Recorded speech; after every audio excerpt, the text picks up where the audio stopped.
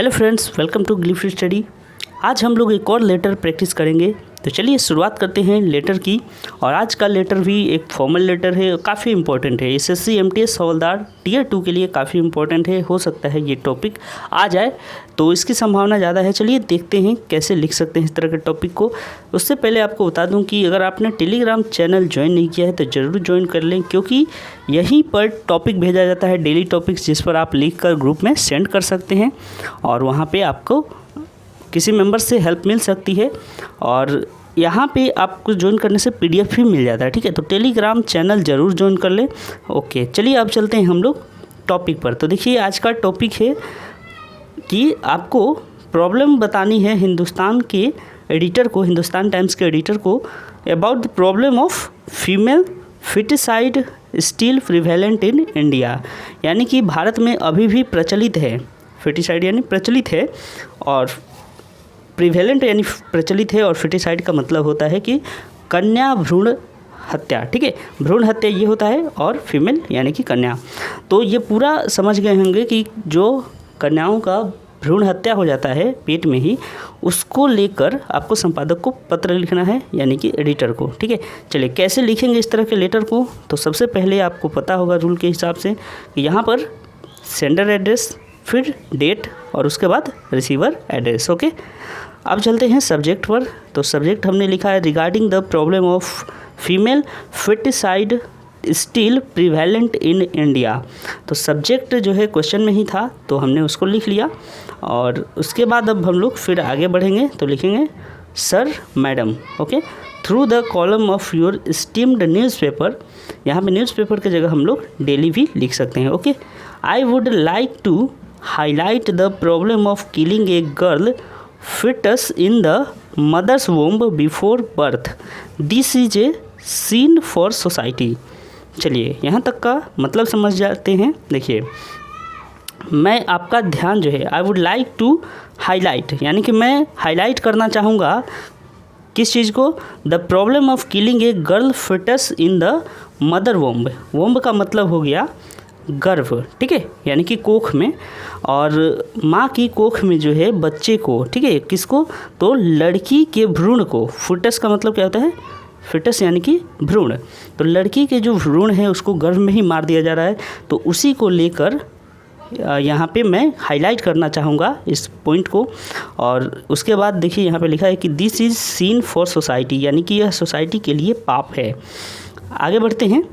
उसके बाद फिर हम लोग क्या लिखेंगे, अब बॉडी पार्ट लिखेंगे। तो post independence our country has developed a lot, but it is still very sad to know that we are only killing our future daughters in the womb. यानी कि देखिए, यानी कि हम लोगों को आज़ादी के बाद जो है, पोस्ट इंडिपेंडेंस यानी आज़ादी के बाद हम लोग का देश काफ़ी डेवलप किया है, बहुत सारे डेवलपमेंट हुए हैं, लेकिन बहुत दुख की बात है, अब तक ये बहुत दुख की बात है कि we are only killing our future daughters. तो हम लोग क्या कर रहे हैं कि अपने डॉटर्स को, यानी कि आने वाली भविष्य की जो बेटियां हैं उनको मार रहे हैं इन द वोम्ब। और उनको कहाँ मार दे रहे हैं, गर्भ में, यानी कि कोख में ही मार दे रहे हैं। Male dominated society is still in favour of female foeticide in our country. यानी कि आज का जो समाज है वो अभी भी, ठीक है, अभी भी आज का समाज वो मेल को ही ज़्यादा देखना चाहता है, मेल को ही ज़्यादा प्रेफरेंस देना चाहता है। तो उनका कहना है कि लड़का ही हो, लड़कियां अभी भी स्वीकार नहीं की जाती हैं। This is a major social problem in India and it has somehow a cultural connection. तो इसका कल्चर से भी कनेक्शन है, और यह एक बड़ा मेजर रीजन है, ठीक है, मेजर प्रॉब्लम है, सोशल प्रॉब्लम है, यानी कि सामाजिक प्रॉब्लम है। Most people don't want a daughter because of fear of dowry in marriage. यानी कि ज़्यादातर लोग लड़की इसलिए नहीं चाहते हैं क्योंकि उन्हें दहेज देना पड़ेगा। डाउरी यानी क्या, दहेज, मैरिज के टाइम, शादी के समय उन्हें दहेज देना पड़ेगा, इसीलिए वो लड़कियां नहीं चाहते हैं। Marriage difficulties for girl are major reason for female foeticide in India. तो एक पॉइंट यहाँ पे और लिखा गया है कि मैरिज डिफ़िकल्टी, यानी कि शादी को लेकर जो समस्याएं होती हैं, बहुत डिफ़िकल्टी आती है एक लड़की की शादी में, क्योंकि हज़ार तरह की उसमें गलतियां निकाली जाती हैं।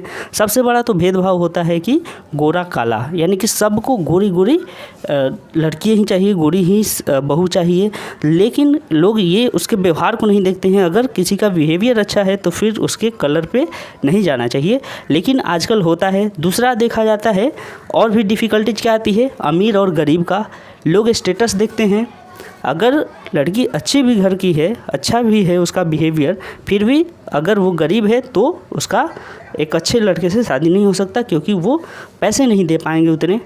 और भी कई सारे रीज़न हैं जो आप लोग नॉर्मली जानते ही होंगे, ठीक है।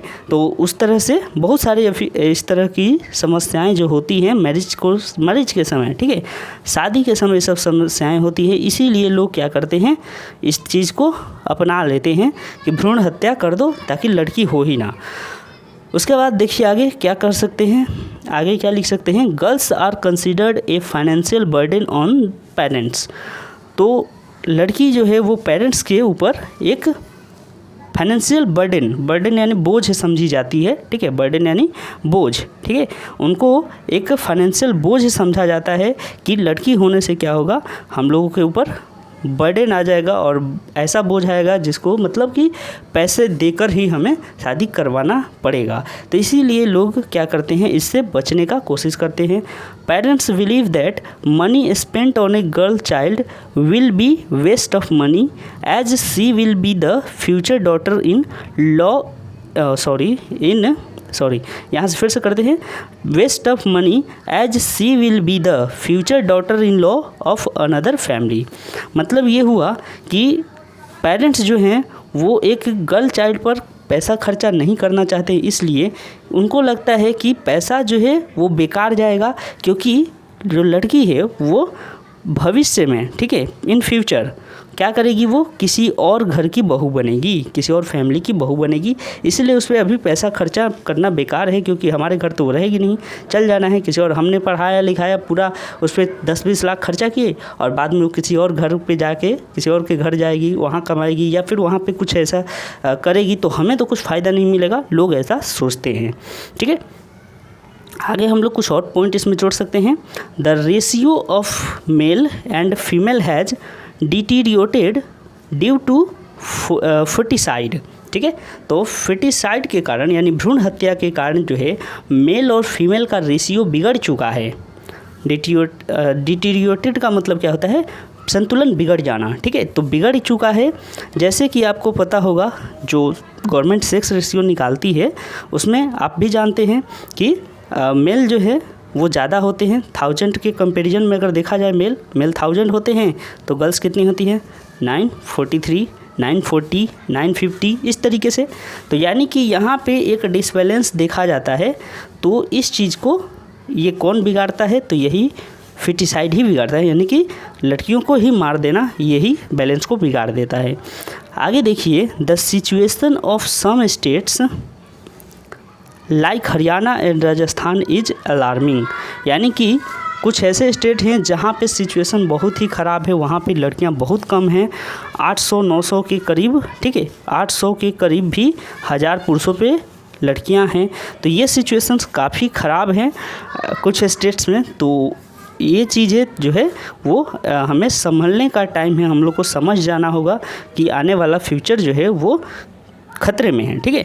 तो इन सभी पॉइंट्स को हमने लिख दिया, बॉडी पार्ट कंप्लीट हो गया। अब हम लोग को क्या करना है, कंक्लूजन लिखना है कि हम लोग इसको संभाल कैसे सकते हैं, सुधार कैसे सकते हैं, इसमें क्या हम लोग को चेंजेज लानी चाहिए। ओके, चलिए देखते हैं अब इसमें हम लोग क्या अपना कंक्लूजन लिख सकते हैं। चलिए देखिए यहाँ पे है कि despite the strict law against female foeticide it is still prevalent in India, यानी कि बहुत कड़े कानून के बावजूद, स्ट्रिक्ट लॉ, बहुत कड़े कानून के बावजूद भी कन्या भ्रूण हत्या जो है अभी भी प्रचलित है इंडिया में।